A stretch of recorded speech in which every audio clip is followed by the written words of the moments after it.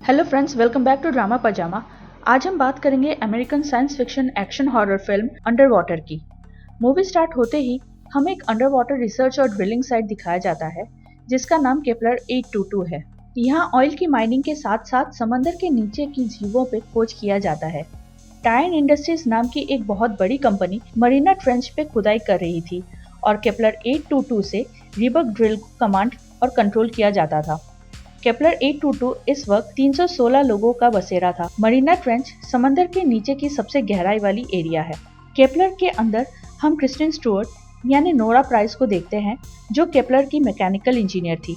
वो वॉशरूम में फ्रेश हो रही थी कि वहाँ की लाइट्स फ्लिकर होने लगती है, जो नोरा को अजीब लगता है।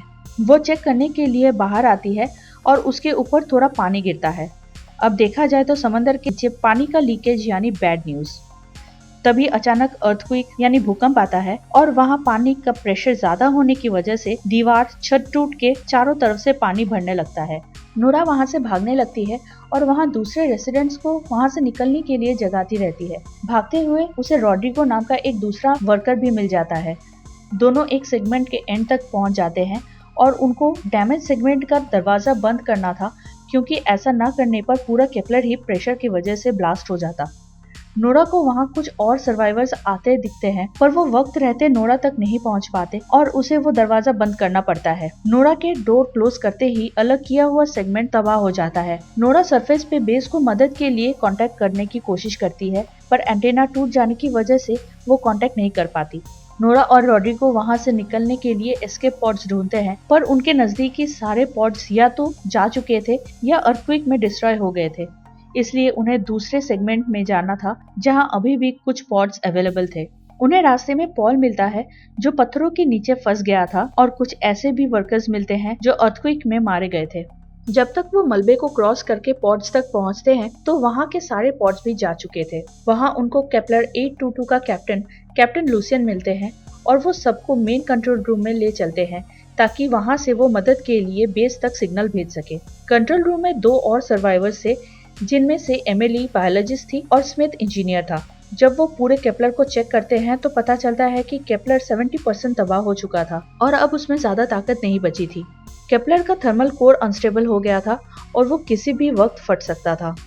दूसरी तरफ कंट्रोल रूम के ऊपर के जो सेगमेंट्स थे वो क्रैश होने लगे थे, तो थोड़ी ही देर में कंट्रोल रूम भी डिस्ट्रॉय होने वाला था। अब इन 6 सर्वाइवर्स के पास सिर्फ 2 रास्ते बचे थे। एक ये कि वो वहीं कंट्रोल रूम में रह के हेल्प के लिए वेट करते, जिसमें बहुत देर लग सकती थी, और दूसरी ये कि वो वहां से निकल के किसी दूसरी सेफ जगह पर पहुंचे। ऐसे वक्त पर कैप्टन लूसियन सजेस्ट करते हैं कि वो रिबक ड्रिल तक जाएंगे और वहां से उन्हें एस्केप पॉड्स जरूर मिलेंगी।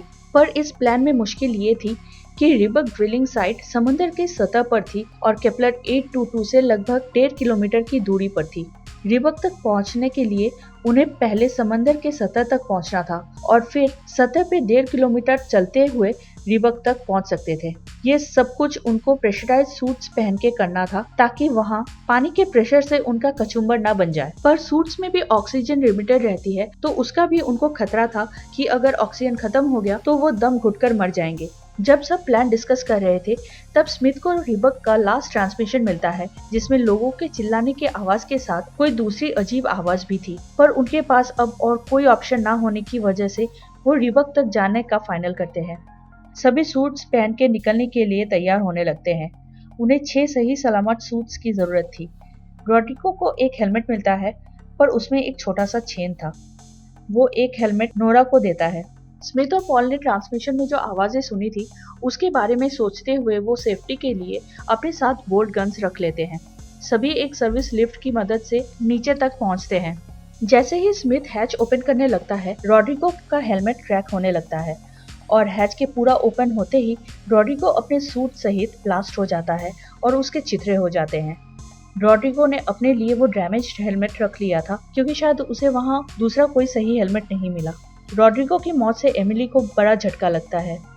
कैप्टन लूसियन और स्मिथ उसे संभालते हैं और सभी एक एलिवेटर की मदद से बाकी का रास्ता तय करने लगते हैं। एलिवेटर में सभी रॉड्रिगो को याद कर रहे थे और नोरा कहती है कि रॉड्रिगो को पता था कि उसका हेलमेट फॉल्टी था, फिर भी उसने वही हेलमेट अपने पास रखा और अच्छा हेलमेट नोरा को दे दिया था।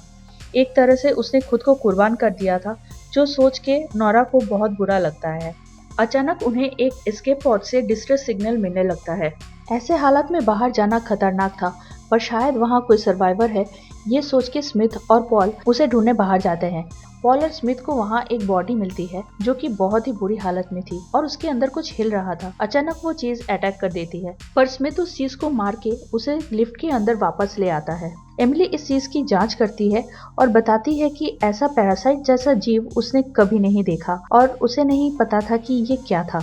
ये कोई ऐसी स्पीसीज थी जिसको पहले कभी खोजा नहीं गया था। एमिली के हिसाब से वहाँ ड्रिल करते समय किसी थर्मल पॉकेट को खोल दिया गया था जिसके अंदर कई अननोन स्पीसीज रहती थी, क्योंकि उसके अलावा समंदर के इतने नीचे किसी भी जीव का जिंदा रहना नामुमकिन था। अचानक ही लिफ्ट की लाइट चली जाती है और वो रुक जाता है और वो क्रीचर वहाँ से भाग जाता है। लिफ्ट के अंदर सबको ऐसा फील होता है जैसे कि बाहर कुछ है। बाहर देखने पर वहाँ उन्हें कोई क्रीचर दिखता है, पर तभी केपलर ब्लास्ट हो जाता है और वो तेजी से 200 मीटर की ऊंचाई से समंदर की सतह पे गिरने लगते हैं। लिफ्ट के जमीन पे गिरने से पहले ही वो बाहर निकल जाते हैं और क्रैश होने से बच जाते हैं, पर केपलर के ब्लास्ट होने की वजह से सारा मलबा उनके ऊपर गिरने लगता है।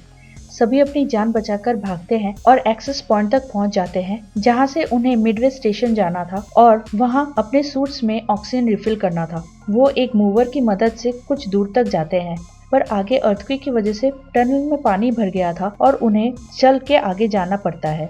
उन्हें हर वक्त ऐसा लगता है कि बाहर जरूर कुछ है। फाइनली एक ऐसी जगह आ जाती है जहां डूब के दूसरी तरफ जाना था। नोरा रास्ता ढूंढते हुए सबसे पहले जाती है और दूसरी तरफ पहुंचती है। एक एक करके सभी आ जाते हैं। लास्ट पॉल आता है और बताता है कि उसने पानी के अंदर किसी क्रीचर को देखा है जो आधा इंसान और आधा मॉन्स्टर जैसा दिखता है। सबको लगता है कि वो मजाक कर रहा है, पर तभी दूसरी तरफ से कोई उसका केबल खींचने लगता है और पॉल को उसके सूट से खींच के निकाल लेता है, जिससे सूट के अंदर खून ही खून भर जाता है। मिडवे स्टेशन पहुंच के कैप्टन लूसियन हेडक्वार्टर्स को कांटेक्ट करने की कोशिश करते हैं, पर वहां से भी कांटेक्ट नहीं बन पाता। स्मिथ का सूट खराब हो गया था और उसे सांस लेने में काफी तकलीफ हो रही थी, क्योंकि उसने काफी टॉक्सिक फ्यूम्स इनहेल कर लिया था। मिडवे स्टेशन भी तबाह होने वाला था और उन्हें वहां से भी जल्दी से निकलना पड़ता है। अब चारों समंदर के सतह पे चलते हुए रिबक ड्रिल तक पहुंचने की कोशिश कर रहे थे। वो मार्कर्स को फॉलो करते हुए बढ़ रहे थे, पर अचानक एक क्रीचर स्मिथ को ले जाता है। कैप्टन लूसियन उसे बचाने जाते हैं, पर वो क्रीचर कैप्टन लूसियन को खींच के ले जाता है। नोरा कैप्टन लूसियन के साथ एक केबल से जुड़ी हुई थी, तो वो भी उनके साथ खींची चली जाती है। वो क्रीचर नोरा पे अटैक कर देता है, पर कैप्टन लूसियन अपनी जान की कुर्बानी देकर नोरा को बचा लेते हैं। क्रीचर के द्वारा खींच के ले जाने की वजह से नोरा स्मिथ और एमिली से काफी दूर आ गई थी और उनसे कांटेक्ट नहीं बना पा रही थी। उसके सूट का ऑक्सीजन लेवल भी कम था। वो शेपर्ड स्टेशन पहुंचती है, जो कि एक बहुत पुराना ड्रिल हुआ करता था, पर अब ये खाली कर दिया गया था। नोरा को वहाँ कैप्टन लूसियन का पुराना सामान मिलता है, जिससे उसे पता चलता है कि शायद कैप्टन लूसियन को समंदर के नीचे के क्रीचर्स के बारे में कुछ आइडिया था। वहाँ उसे ये भी पता चलता है कि जब कैप्टन लूसियन की बेटी 14 साल की थी तो उसकी मौत हो गई थी। अगर वो जिंदा होती तो नोरा की एज की होती। कैप्टन उसे अपनी बेटी जैसा ही मानते थे और शायद इसी वजह से उसे बचाने के लिए खुद को कुर्बान कर दिया था। नोरा अब एक दूसरा सूट पहन के फिर से रिबक की तरफ जाने लगती है, जब रास्ते में उसे एमिली और स्मिथ मिलते हैं। एमिली शॉक में थी और नोरा के पास आते ही वो डर जाती है। नोरा उसे हौसला देती है और दोनों मिलकर स्मिथ को खींच के रिबक की तरफ ले जाते हैं। जब वो रिबक तक पहुंचते हैं तो देखते हैं कि वो जगह उन समुद्री क्रीचर्स से भरी हुई थी, पर वो सभी सो रहे थे। दरवाजा बिल्कुल सामने था, पर उन्हें इस सारे क्रीचर्स को क्रॉस करके वहां तक पहुंचना था। नोरा और एमिली बहुत सावधानी से स्मिथ को खींचते हुए डोर की तरफ बढ़ते हैं कि अचानक एमिली के सूट में ऑक्सीजन कम होने की वजह से जोर जोर से अलार्म बजने लगता है। एक क्रीचर जाग जाता है और नोरा पे अटैक कर देता है। वो उसे सूट समेत निकलने लगता है। नोरा अपना फ्लेयर गन यूज करती है और उस क्रीचर को मार देती है, और अब तक दूसरे क्रीचर्स भी जाग गए थे, पर तभी बहुत अजीब आवाज आने लगती है और नोरा अपना फ्लेयर गन फिर से यूज करती है और देखती है कि वहाँ एक बहुत बड़ा क्रीचर था। एमिली वहाँ आके उसे बचा लेती है और रिबक के अंदर ले जाती है और उसके हेलमेट को तोड़ के उसकी जान बचाती है। स्मिथ की भी हालत कुछ अच्छी नहीं थी। काफी ढूंढने के बाद उन्हें वहाँ 2 वर्किंग पॉड्स मिलते हैं। बाहर ये समुद्री क्रीचर कथेलू रिबक को तोड़ रहा था। कथेलू एक फिक्शनल यानी काल्पनिक क्रीचर है जिन्हें टाइटन्स भी कहा जाता है। ये क्रीचर्स ऑक्टोपस, ड्रैगन और इंसान का मिक्सचर बताए जाते हैं। नोरा और एमिली सबसे पहले स्मिथ को पॉड में डाल के वहाँ से निकाल देते हैं क्योंकि उसकी हालत सबसे खराब थी। जब एमिली की बारी आती है और उसे पता चलता है कि तीसरा पॉड खराब है तो वो नोरा को छोड़ के नहीं जाना चाहती, पर नोरा उसे स्मिथ का वास्ता देके वहाँ से निकाल देती है। नोरा कहती है कि उसका फियांसे पहले ही मर चुका था और उसके पास लौटने के लिए कोई नहीं था। नोरा अब देखती है कि कथेलू के बॉडी से सैकड़ों क्रीचर्स बाहर आ रहे थे और पॉड्स की तरफ बढ़ रहे थे। नोरा रीबक का कोड टर्मिनल खोल देती है और उसे सेल्फ डिस्ट्रक्ट कर देती है ताकि कथेलू या दूसरा कोई भी क्रीचर पॉड्स या धरती तक ना पहुंच सके। एमिली और स्मिथ को बचाते हुए नोरा खुद को सैक्रिफाइस कर देती है और कथेलू को भी मार डालती है और ये मूवी यहाँ खत्म हो जाती है। Friends, please like, share and subscribe the channel. Until next movie explanation, take care and goodbye.